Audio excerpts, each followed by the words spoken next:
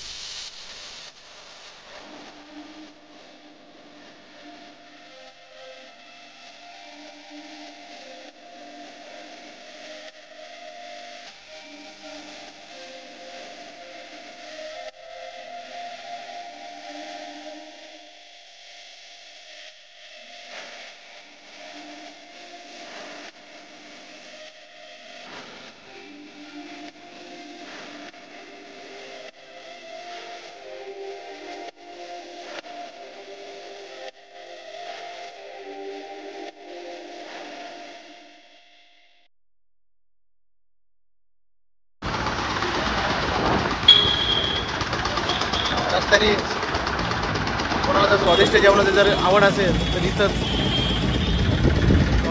Hotel आहे म्हणून जेवणासाठी। त्या हॉटेल शेजारीचा थोडं विश्रांती रस घ्यायला थांबलं आहे।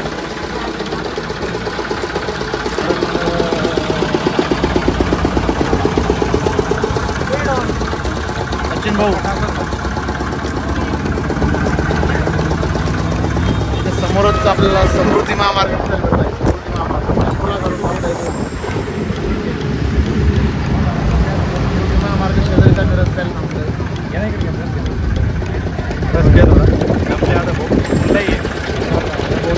आमच्या रसावाले बहुत बड़ा हो गया थोडीशी महाराज दाखव। तर हा नगर मनमाड हायवे, इथून जात असताना राईट साईडला टर्न घ्यायचा आणि इथं समोरच आहे बघा, परम सद्गुरू श्री शुक्राचार्य मंदिराची सगळ्यात मोठी कमान। इथून मध्ये जायचं आहे आपल्याला।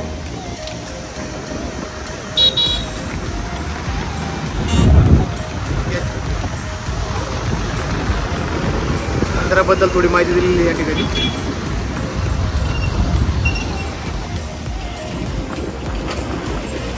हायवे पासून राईट साईडला टर्न घ्यायचा आहे।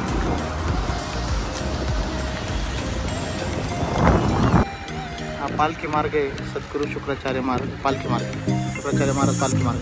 चला, इथून मंदिराकडे जाण्याचा रस्ता आला बघू शकता। समोर आता आपल्या समोरच एक शुक्राचार्य मंदिर आहे, इथं गुरु शुक्राचार्य मंदिर।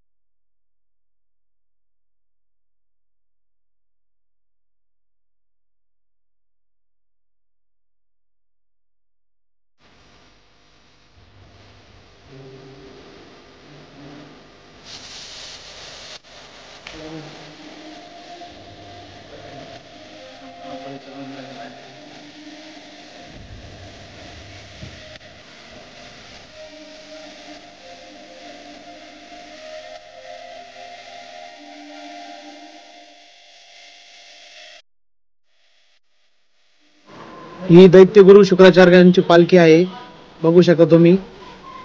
एकदम छान अशी सजवलेली राहते ही पालखी.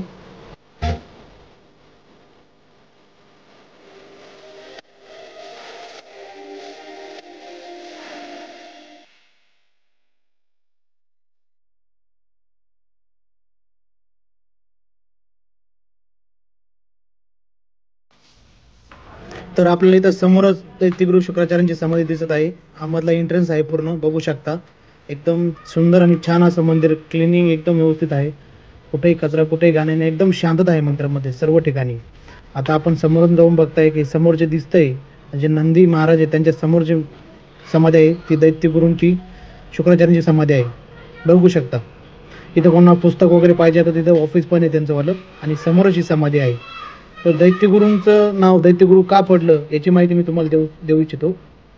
हिंदू धर्मात शुक्र हा भृगाच्या पुत्रापैकी एक आहे. तिसऱ्या मनूचा सप्तऋषीपैकी एक आहे. हे दैत्य आणि असुरांचे गुरु होते आणि विविध हिंदू ग्रंथांमध्ये त्यांना शुक्राचार्य किंवा असुरांचार्य म्हणून संबोधले जातात. शुक्राचार्य असुरांचे गुरु का झाले ते पण सांगतो. देवाने बृहस्पतीला गुरु म्हणून स्वीकारले, यामुळे शुक्राचार्य संतप्त झाले, त्यामुळे शुक्राचार्य असुरांचे गुरु झाले. यामागील ही कहाणी आहे. आणि जगाच्या पाठीवर एकमेव असं मंदिर आहे जिथं कोणतेही शुभ कार्य करायला किंवा विवाह करायला मुहूर्ताची गरज पडत नाही. आणि जगात असं मंदिर कुठं नाही आहे शुक्राचार्यांचं, फक्त इथंच आहे, कोपरगावमध्ये.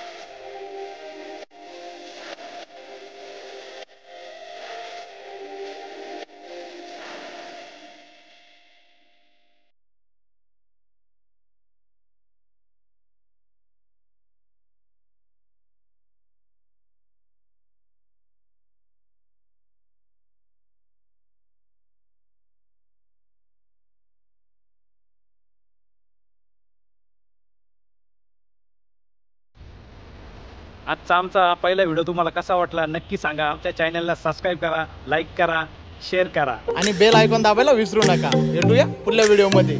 ओम साईराम.